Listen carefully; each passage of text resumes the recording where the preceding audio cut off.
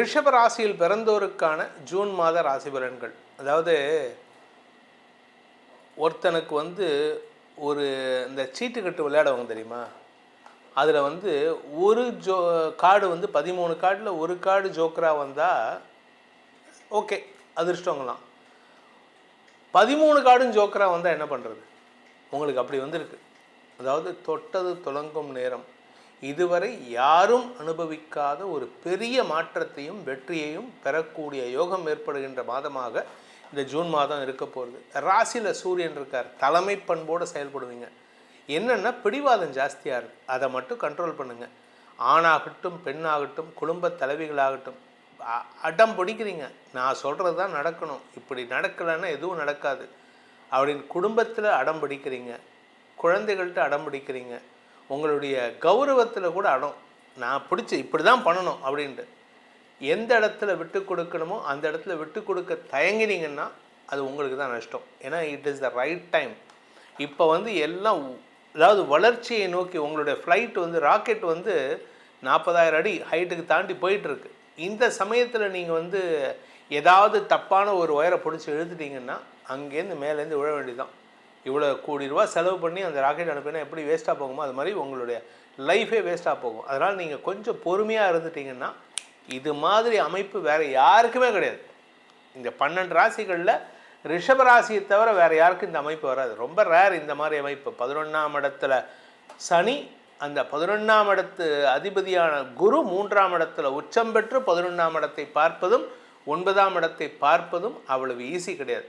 இது ஒரு 250-300 வருஷத்துக்கு ஒரு தடவை தான் இந்த மாதிரி அமைப்பு வரும். உடனே 322 வருடங்களுக்கு ஒரு முறை வரும் ஒரு கிரக அமைப்புன்னு நம்ம போட மாட்டோம். ஆக்சுவலாக போட்டால் நல்லது, ஆனால் நம்ம போட மாட்டோம். உங்களை பொறுத்த வரைக்கும், ரிஷபராசியை பொறுத்த வரைக்கும் தொட்டது துலங்கும் நேரம், எடுத்த காரியத்தில் வெற்றி எட்டும் நேரம், கெட்டது கூட துலங்கக்கூடிய வாய்ப்புகள் ஏற்படுகின்ற நேரம். அதே சமயம் விரயஸ்தானத்தில் செவ்வாய் இருக்கிறதுனால, 7ஆம் வீட்டதிபதி விரயஸ்தானத்தில் இருக்கிறதுனால உங்களுடைய கணவன் மனைவி உறவு அவ்வளவா சோபிக்காது. அதாவது வீட்டில் எலி வெளியில் புலின்னு சொல்லுவாங்க தெரியுமா? உங்களுக்கு எல்லா இடத்துலையும் நீங்கள் ராஜாங்கம் தான். ஆனால் வீட்டில் மட்டும் உங்கள் வாழ்க்கை துணை விஷயத்தில் நீங்கள் எதை எதிர்பார்க்குறீங்களோ அதுக்கு ஆப்போசிட்டாக தான் நடக்கும். அதனால் நீங்கள் அந்த ஒரு இடத்துல மட்டும் ஆசையை வச்சுக்காதீங்க. இந்த மாதத்தை பொறுத்த வரைக்கும் இந்த ரிஷபராசியில் பிறந்தவர்களுக்கான அனுகூலமான நாட்கள் ஜூன் 1ஆம் தேதி இரவு 7 மணி வரை, அதன் பிறகு 6, 7, 8, 9, 10, 11, 13ஆம் தேதி காலை 9 மணி முதல் 14, 15, 16, 17, 18, 19, 20, 21, 22, 23, 24, 25, 26, 27, 28 ஆகிய நாட்கள் உங்களுக்கு அனுகூலத்தை தரும். 29ஆம் தேதி மதியம் 1 மணி வரைக்கும் கூட நல்லா இருக்குது. அது ஏன் 1 மணி வரைக்கும்னா அதுக்கப்புறம் சந்திராஷ்டமம். இந்த சந்திராஷ்டம நாட்கள் உங்களுக்கு பாதிப்பை ஏற்படுத்தக்கூடிய நாட்கள். ஏன் அப்படின்னா 8ஆம் இடத்துல சந்திரன் வரும்பொழுது குரு பார்வை விலகிடுது. ஏன்னா குரு 3ஆம் இடம் போயிட்டார். இந்த குரு பயிற்சி ஆகிறதுனால உங்களுக்கு அஷ்டமாதிபதி குரு உச்சமடைகிறதுனால எதிரிகள் தொல்லை இருக்குமே, என்ன பண்ணுறது? கவலையே பட வேண்டாம். ஏன் அப்படின்னா உங்களுக்கு அஷ்டமாதிபதி பாதகாதிபதி குரு 3இல் மறைவது விசேஷம். மறைந்து உச்சமடைந்து உங்களுடைய பாக்கியஸ்தானத்தை பார்ப்பதன் காரணமாக உங்களுக்கு உங்களுடைய தந்தை மூலமாக நற்செய்திகள் வருகின்ற யோகமான காலகட்டம் ஆரம்பம். தந்தை உங்களுக்கு உதவிகரமாக செல்வார். உங்களுடைய பிஸ்னஸில் அவருடைய இன்வெஸ்ட்மெண்ட் அபரிமிதமாக வரக்கூடிய வகையில் இருக்குது. உங்களுடைய குழந்தைகளின் வளர்ச்சியை கண்டு பூரிப்படைவதற்கான வாய்ப்புகள் ஏற்படும். சார் அதாவது ஒரு மனுஷனுக்கு மனைவி தான் முக்கியம். உங்களுக்கு மனைவியை தவிர மற்றதெல்லாம் நல்லாயிருக்கும், உங்களுக்கு கணவரை தவிர மற்றதெல்லாம் நல்லாயிருக்கும். அப்போ என்ன சார் பண்ணுறது? மற்றதெல்லாம் வச்சு இதை திருத்த முடியுமா பாருங்கள். இந்த மாதத்தை பொறுத்த வரைக்கும் உங்களுக்கு சந்திராஷ்டம நாட்கள் நம்ம ஏற்கனவே சொல்லிட்டோம்.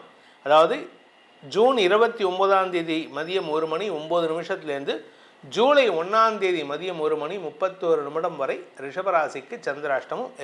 முதல் சந்திராஷ்டமம் ஜூன் 1ஆம் தேதியிலேருந்து 4ஆம் தேதி காலை வரை. இந்த 2 சந்திராஷ்டமத்துலேயும் நீங்கள் கொஞ்சம் கவனமாக இருக்கணும். ஏன் அப்படின்னு கேட்டீங்கன்னா, இந்த சந்திரன் 8ஆம் இடத்துக்கு போகும்பொழுது முதல் சந்திராஷ்டமம் வரும்போது சுக்கிரன் புதனின் பார்வை இருக்கும்.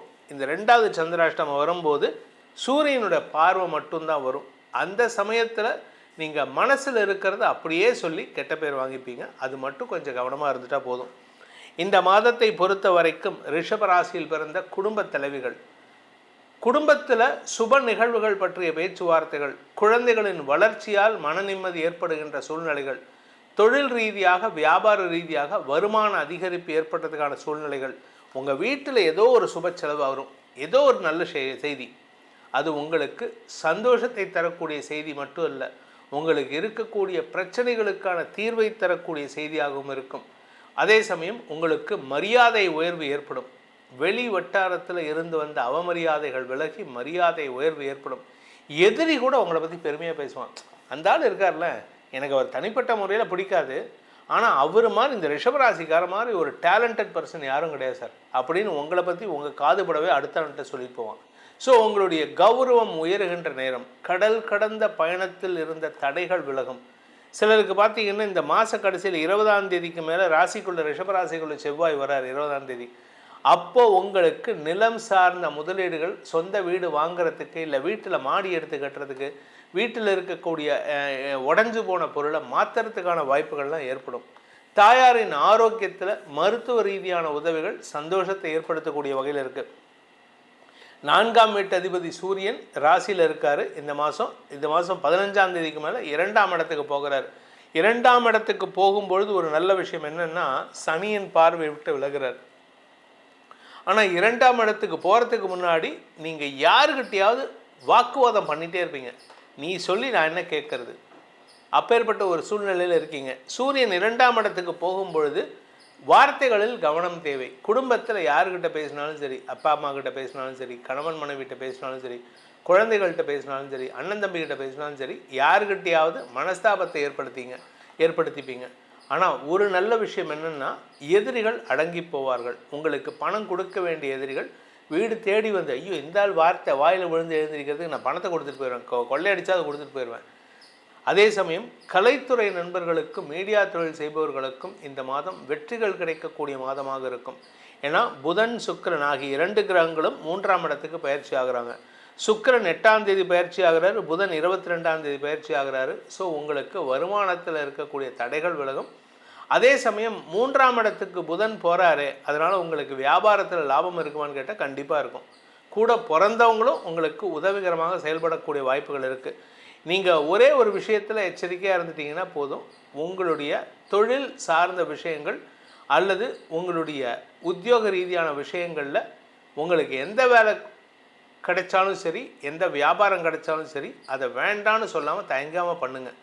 அதை மட்டும் பண்ணிட்டீங்கன்னா போதும். எனக்கு இந்த வேலை கொடுக்குறீங்க, நான் பண்ண மாட்டேன், எனக்கு இது பழக்கம் இல்லை, எனக்கு தெரியாது, எனக்கு இந்த பிஸ்னஸ் கொடுக்குறீங்க, நான் இந்த ஏரியாக்கெல்லாம் போய் பிஸ்னஸ் பண்ண மாட்டேன், ஆஃபீஸில் சொல்கிறாங்கன்னா அதை பண்ணிடுங்க. அது மட்டும்தான் உங்களுக்கு உண்டான அட்வைஸ். இந்த மாதத்திற்கான பரிகாரம், ரிஷபராசி நண்பர்கள் செய்ய வேண்டியது சிவ வழிபாட்டோடு சேர்த்த குலதெய்வ வழிபாடு செய்யுங்க. குலதெய்வ கோயிலுக்கு இந்த மாதத்தில் நீங்கள் பிறந்த கிழமையில் போய் தரிசனம் பண்ணிட்டு வாங்க, ஒரு படையில் போட்டுட்டு வாங்க. அதுக்கப்புறம் உங்கள் வாழ்க்கையில் நல்லது மட்டுமே நடக்கும். இந்த ஜூன் மாத ராசி பலன்கள் உங்களுக்கு சாதகமாக நடந்திட வேண்டும் அப்படிங்கிற என்னோடய பிரார்த்தனை உண்டு. அதே சமயம் உங்களுடைய தனிப்பட்ட ஜாதகத்துக்கு பலன்களை தெரிந்து கொள்ளணும். ஏன்னா லக்னத்தை பொறுத்து நிறைய மாறுபடும். ராசிங்கிறது பொதுவான உடம்பு. இந்த ராசியில் பிறந்தவங்களுக்கு இப்படி தான் இருக்கணும். ஆனால் லக்னத்துக்கு ஏற்ற மாதிரி உங்கள் ஜாதகத்தில் கிரகங்களுடைய அமைப்பை பொறுத்து பலன்கள் மாறுபடுவதற்கான வாய்ப்புகள் இருக்குது. அதை தனிப்பட்ட முறையில் தெரிஞ்சுக்கணும்னு ஆசைப்படுறவங்க கீழே கொடுக்கப்பட்டுள்ள வாட்ஸ்அப் எண்களில், தொலைபேசி எண்களில் நேரடியாகவோ அல்லது வாட்ஸ்அப் மூலமாகவோ பலன்களை தெரிந்து கொள்ளலாம். இதன் மூலமாக உங்களுடைய எதிர்காலம் சிறக்க வேண்டும் எனும் அடியேனின் பிரார்த்தனையை சமர்ப்பித்து உங்கள் அனைவருக்கும் நல்வாழ்த்துக்களை தெரிவித்துக் கொண்டு உங்களிடமிருந்து விடைபெறுவது உங்கள் வேத ஜோதிடர் பிரகாஷ் நரசிம்மனின் அன்பான வணக்கங்களுடன். நன்றி, வணக்கம்.